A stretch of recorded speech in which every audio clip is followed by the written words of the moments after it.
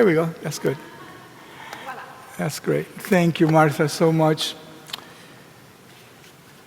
Please pray with me.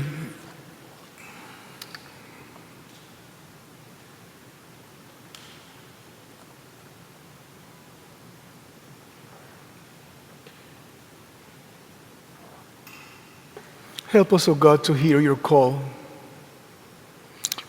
Beyond the many voices, beyond the noise. And help us to listen to it together. Amen. So friends, a few weeks ago, a wave of overwhelm came over me. I mean, I don't know if you know that feeling when like you have so much to do that you have not done, and you failed this person and this other person, and you just feel overwhelmed, like you cannot handle life. The list of things just kept adding and adding and adding more and more and more and more. The unfinished projects, the unstarted projects, those are the worst. Like, I really want to do this and never even got started. And the people that I thought it was disappointing. Worst of all, it's like the causes that I really deeply believe in and I felt I was doing nothing about. And then the worst, actually, this is the worst, email. That's the worst. Email is like an Amazonian jungle that somehow gains energy the more you cut trees, the more emails you answer, the more they come. And then there was my apartment in need of cleaning and organizing. And then was my body in need of sleep, in need of healthier food, in need of exercise, in need of breath.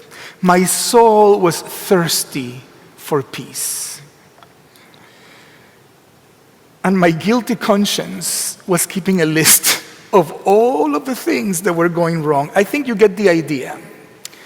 Now, this is very dangerous territory for me as a person. I have an old switch in my brain that works like a surge protector. When I become overwhelmed, the switch, the circuit breaker, snaps, the electricity shuts off, and I can become paralyzed for a day or more. And then the fear of becoming paralyzed makes me even more overwhelmed. In the middle of that, a voice filled with grace and with clarity spoke to me inside. It was not something that I had thought or it just came like a wisdom from somewhere beyond me. And it said this: Jorge, your main job is to live abundantly. It stopped me in my tracks. Jorge, your main job is to live abundantly. Your main job is to come to the tree of life.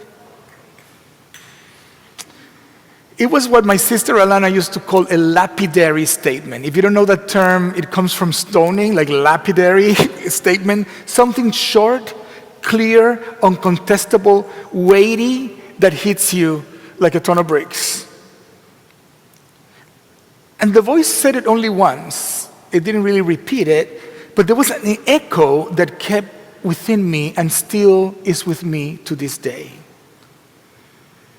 This echo interrupts my familiar responses. It rearranges my priorities. It blesses me into new pathways and new pastures. But it robs me of the comfort of my old patterns. You know what I mean by that? There's something comfortable about the way that we have lived in the past, and we want to go back to that. So it kind of robs me from that. I don't like that because I like my old patterns, And it calls me to consider new ways of living. Your main job is to live abundantly. Would you speak that to yourself just in a moment? My main job is to live abundantly. Now, as soon as we say that, we need to be careful, because I know a little bit of some of what is present in this room. There are some among us who are living with cancer or loving someone whose body is being ravaged by cancer. Some of us are caring for children, parents, partners, friends who are carrying horrible, difficult diagnoses. Some of us are watching people that we love lose their memory and their words and their abilities and the pieces of life they once shared because of Alzheimer's and other diseases. Some of us are living with minds and bodies that refuse to cooperate with the lives that we want to lead. Some of us do not know if we will be able to sleep securely tonight or next week. Some of us are facing crushing financial need. Some of us are exhausted from fighting systems that appear determined to diminish our humanity.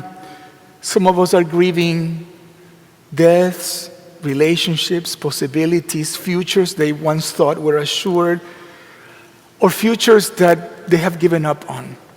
So when I stand here and say your main job is to live abundantly, I repeat, I do not mean be more positive.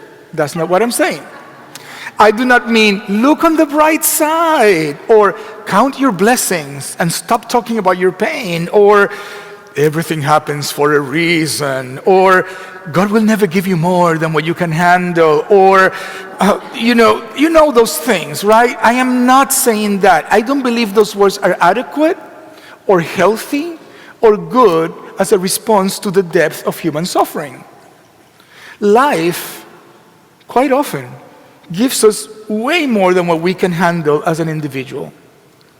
Sometimes there's no bright side. Sometimes the diagnosis is devastating. Sometimes the mind continues to dim. Sometimes the person we love dies. Actually, most likely, all of us will die, and everyone that we love will die. That is part of life itself. The rent is due sometimes, and there's no money. And sometimes we have prayed a prayer our whole lives, and with our whole heart, and it has not been answered. And we feel that we desperately need it. Abundant life is not about pretending. Abundant life is not the absence of suffering. Abundant life is not perfect health, perfect independence, perfect productivity, or success. Abundant life is not like a reward that you get if you believe hard enough. Especially during Disability Pride Month, we need to reject any vision of abundant life that requires that you have a particular kind of perfect body or perfect mind. Abundant life is not for it's not an able-bodied life. That's not what it is about. It's not about having a perfect memory, endless energy, emotional stability, independence from the care of others. That's not what it is. Abundant life is not measured by how little help we need. And the gospel of Jesus Christ does not promise us immunity from human frailty. The same Jesus that said, I came that they may have life and have it abundantly, also wept at the grave of his friend Lazarus. He didn't go into the grave and said, oh, Martha, that was not this Martha, Lazarus' sister. Martha, Mary, the other sister, everything happens for a reason. Don't cry. Everything happens for a reason. No, Jesus wept, entered their grief, allowed the suffering of those he loved to touch his own body. Abundant life in the presence of deep suffering doesn't necessarily mean that you feel like abundant. Sometimes abundant life means simply not being abandoned. Sometimes abundant life is having one person sit next to us without trying to fix us. Sometimes abundant life is a community that remembers our name when we forget our own name. Sometimes abundant life is just bringing somebody food or helping somebody navigate the computer or making room for our own grief and the grief of others without rushing towards a resolution. You know that because you have experienced it. You have experienced both sides of it.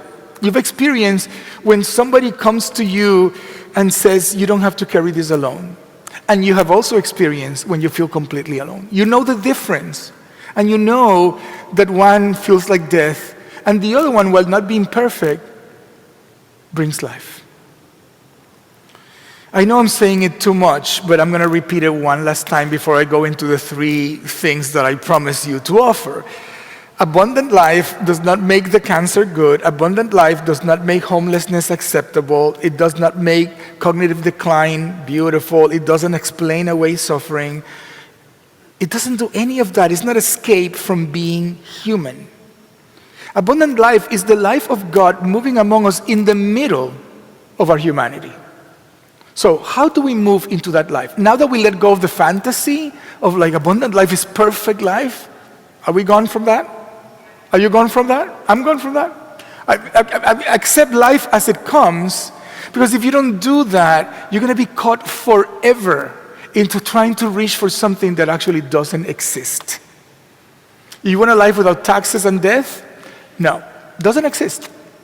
So abundant life, the life that Jesus offers, it's powerful, huh? It's beautiful, we're going to talk about that, but it's not the fantasy of a perfect life. It's not that. So how do we move towards that life? The scriptures today, I think, offer us 3 beautiful principles. The first one is, abundant life is not an individual endeavor. Listen carefully to the words that Jesus spoke. I came that they may have life. It's all plural. They, the sheep, the flock in the story, the community. Jesus doesn't say, I came so that each isolated individual might construct a personally satisfying life. One of the issues with the Declaration of Independence is this pursuit of happiness. Because if you understand it as an individual pursuit of happiness, do you know what that leads? To the robber barons of the 18th, pursuit of my happiness, which means I'm going to accumulate billions of dollars. I don't care what happens to anybody else. Yeah? That's not the way to read it, but it's a way that most people read it, that pursuit of happiness, pursuit of my happiness. Not understanding that there's no happiness that you can have, true happiness, without the happiness of others. Back to the text. Jesus speaks of a flock. Now, many of us have been taught to see Christianity through the language of the individual. That happened during the Reformation, but it comes actually from before the Reformation, from the late medieval church, where personal piety became the main thing. Personal faith, personal conversion, personal salvation, a personal relationship with Jesus. There is truth in the personal. Now, Jesus says in the same text that Jesus calls every sheep by name, individually by name. Dwight, Stark, by name. You're called, yes, by name. Liz, by name. But it also says that the shepherd calls them by name in order to gather them into a flock. We are individually known, but communally led. Abundant life doesn't happen when I possess something while my neighbor goes hungry. That's not abundant life. It's not something that I achieve while somebody else is excluded. It's not something that can be manufactured behind the locked door of your private spiritual life. Because abundant life, the one that Jesus offers, is not quantity of life. It's quality of life, quality of relationship, quality of communion, quality of belonging. It's about being known and being carried. And this is what we try to practice here at Church of the Village. When we say in some of our liturgies, all of you, all of who you are is welcome, we mean it.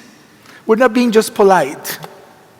When somebody volunteers and serves as the Sunday support coordinator, when somebody volunteers and becomes a minister of care, yes, I'm looking at you, Amy Pitts, and prays and listens to people, when John Flake, puts the captions so that somebody can read there, when somebody, that's me, bakes the gluten-free bread in the morning on Sundays, when people online are invited to sit at the same table, we are practicing the truth that none of us lives abundantly alone.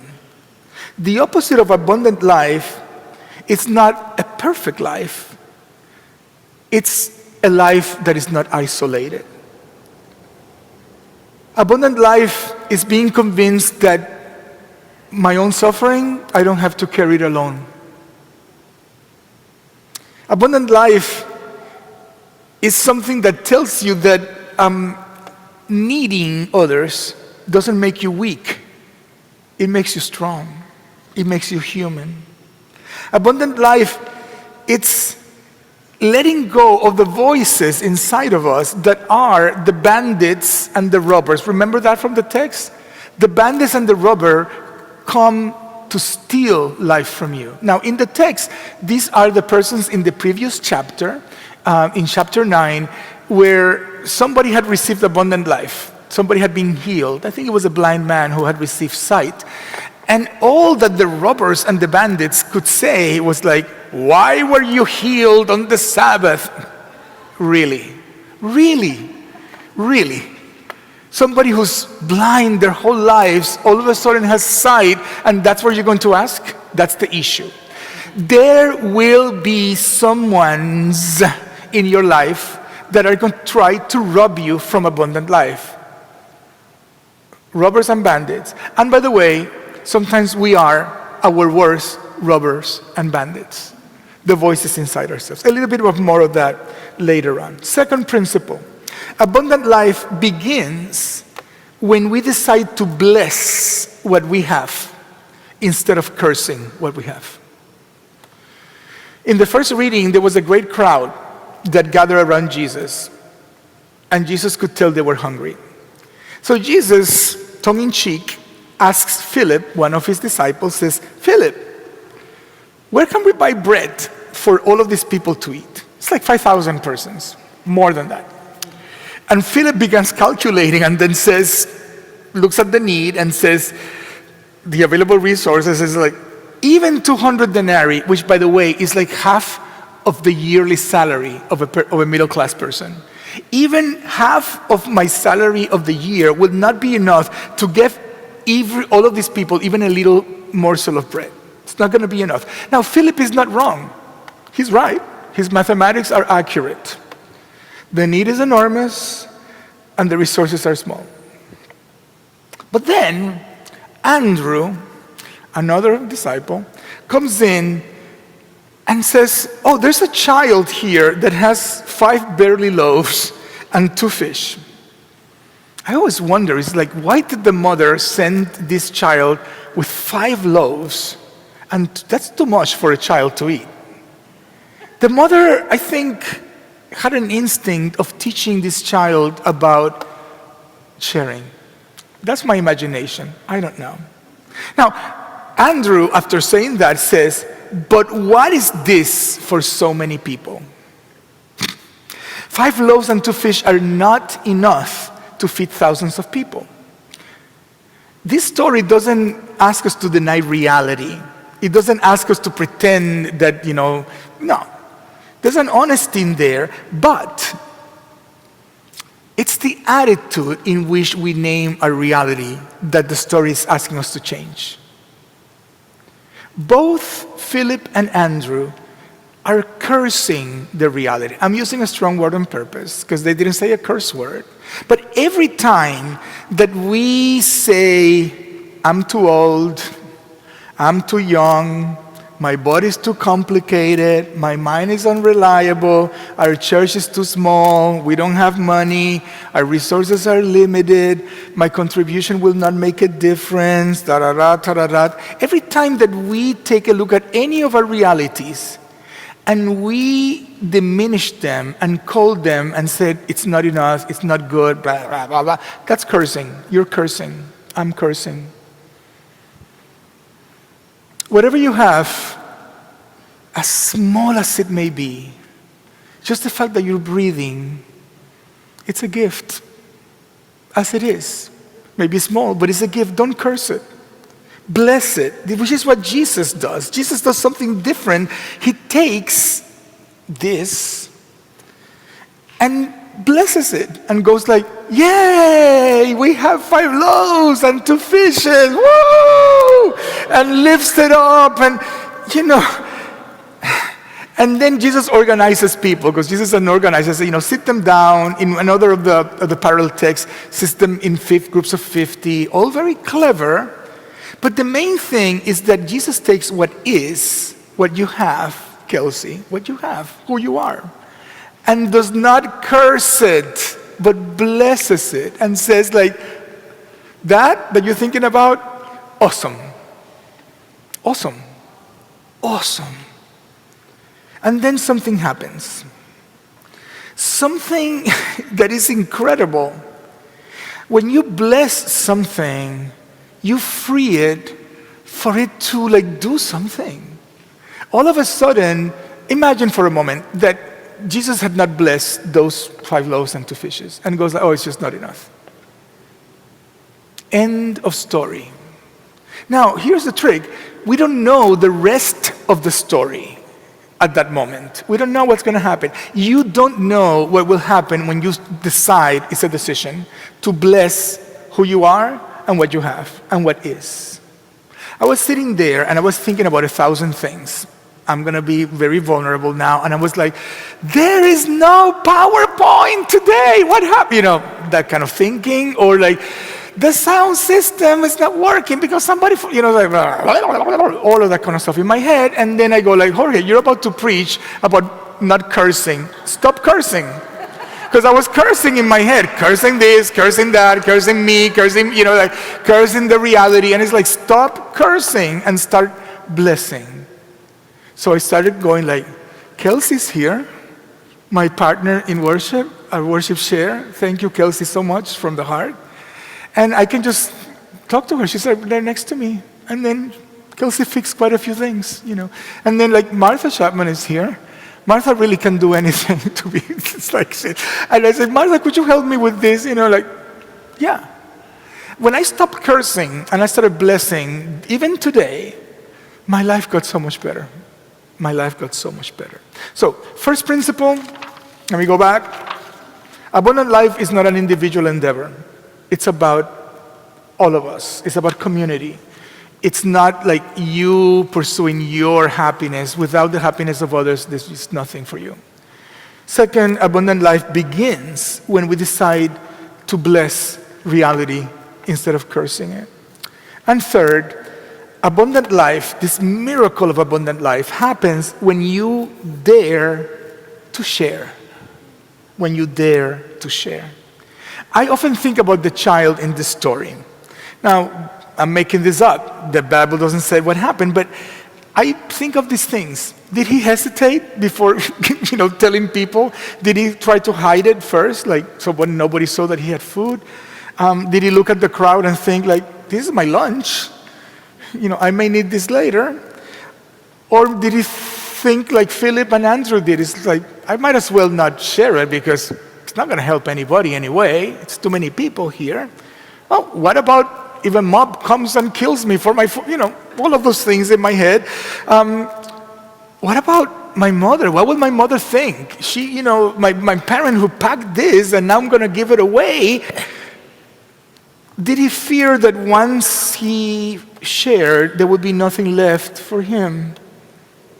And then I wonder, what would I have done in that situation? Because I am in that situation, and you are in that situation all the time.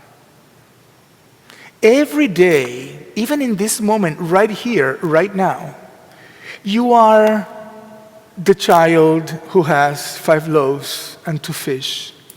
And then there's a need out there that feels like it's way too much. And we are tempted to go like, if I give, if I share, there's not going to be enough left over for me. It will not be responsible to share at this time. But friends, the miracle happens when we trust God enough to open our hands. Not because we know exactly what's going to happen afterwards. We don't know. That's the point of faith, which, by the way, is really trust. The word faith is about trust. Not because there's a guarantee that there will be a miracle. We don't know. But because we believe that what we share, or when we share, then something becomes larger than if we just held it for ourselves. Because we believe that in sharing, there is possibility. Not certainty, but possibility. And now comes the best part of this sermon, at least for me. I love this part.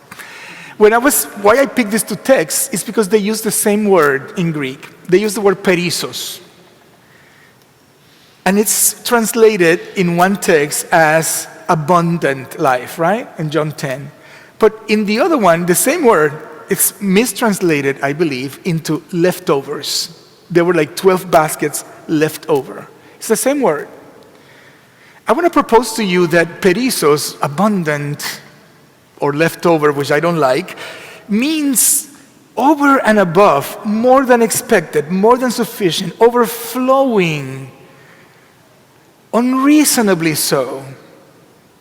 So when Jesus speaks about abundant life in one text, and in the text in John 6, these fragments, these leftover that feel, this is the perissos miracle. And it's not private excess. It's not 12 baskets for the millionaire. It's like 12 baskets that then, even after they feed other people, which I'm pretty sure they did because they collected them for that, just knowing that if they were there was a blessing. To know that there is more than enough, that something is overflowing. The abundance appears, but it comes through blessing, not cursing, from sharing or breaking, and for passing it on and trusting. Now we have to be careful here. That doesn't mean that you need to be depleted, and give until that's not what we're talking about. Because often when one person is depleted, that means that somebody else in the community is hoarding. Ooh, did I say that aloud? Ooh, oh my God, I said it. But it's true, and I hoard too. We all, all of us hoard at one time or another. But it can also mean that when you're depleted, that means you don't really have trust that God is going to be providing from somewhere else. And I'm quite guilty of that too, also. So I'm not talking about giving until it hurts. Not at all. If it's hurting, there may be something wrong. Either that you're not trusting, that, or that a little self-righteousness perhaps, guilty of that. We're talking about living with open hands and blessing and trusting that whatever is needed is here. What we need,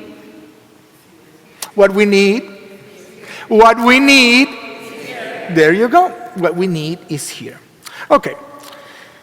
The gift that you share can be very different. Sometimes what you gift is your strength. Sometimes what you gift is your weakness. Sometimes saying, I need, is the fish and the loaf. Weird, huh? Because we tend to think that fishes and loaves are very concrete things. But when you tell me, Dwight, Jorge, I'm exhausted,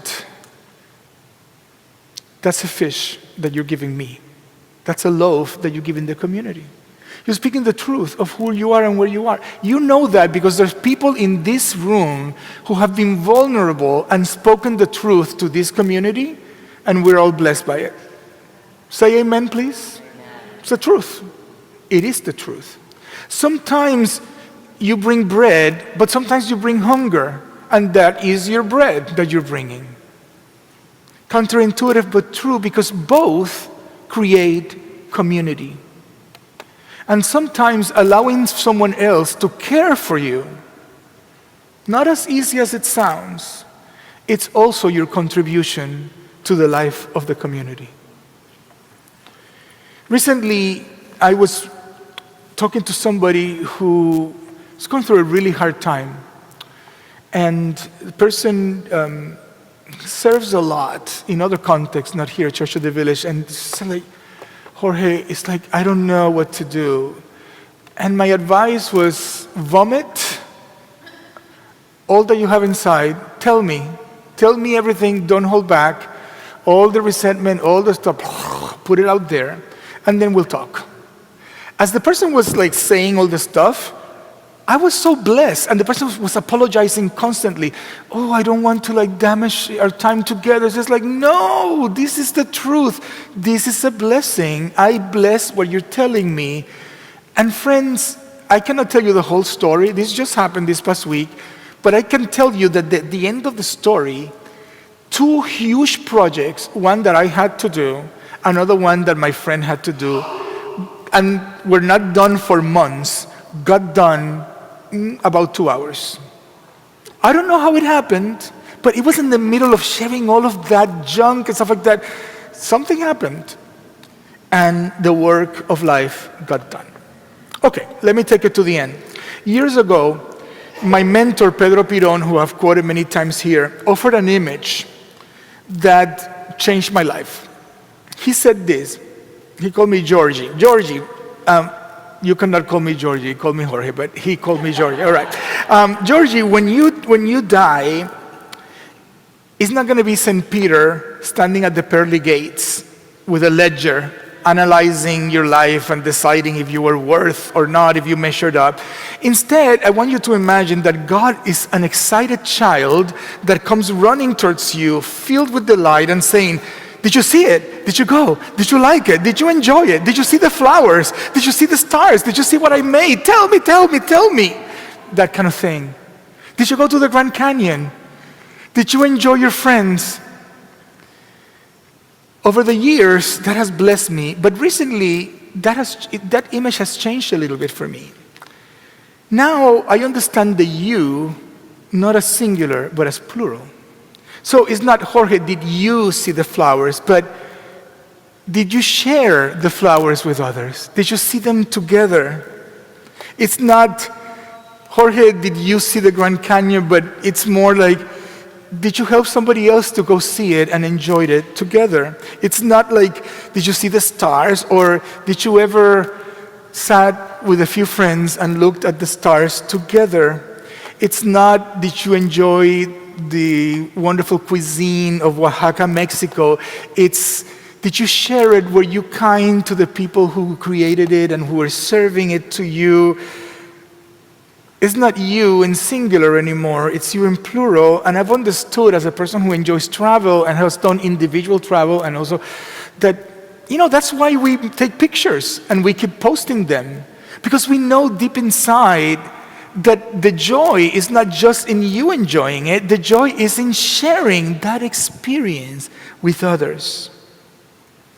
God is going to be asking me things like, did you create places where others could also breathe? Did you bless not just what you had, but what others brought? Did you dare to share? Beloved, our main job is to live abundantly. It's not to complete and check every item on the list. It's not answering every email, although that's useful. It's not to prove that you're useful. It's not to appear to be strong. It's not to carry the whole world by yourself. Abundant life, which is your main job, my main job, our main job, is to receive and participate in the life that Jesus is creating among us. Right here, right now. A life grounded in community, a life that blesses what's present, a life that dares to share. And this is not going to remove every suffering. It's not going to reverse every diagnosis, restore our memories, provide everything that we need physically, or immediately defeat every injustice. There will be hunger again tomorrow. The work will continue. But today, we eat together. Today we get to love one another, to see each other in the face, to break bread together after worship downstairs. All are invited, wonderful meal.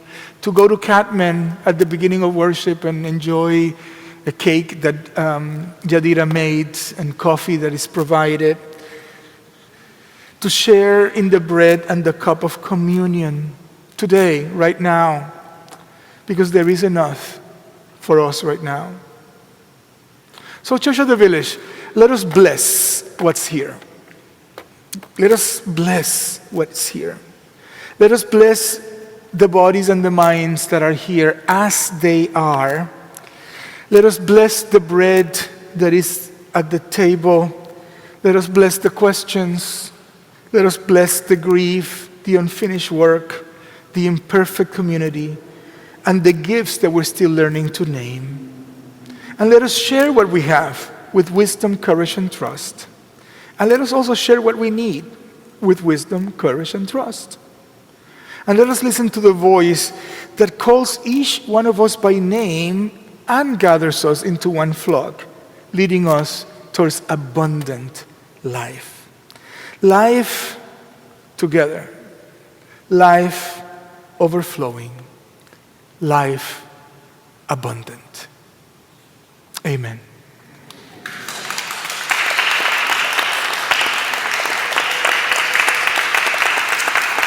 All right.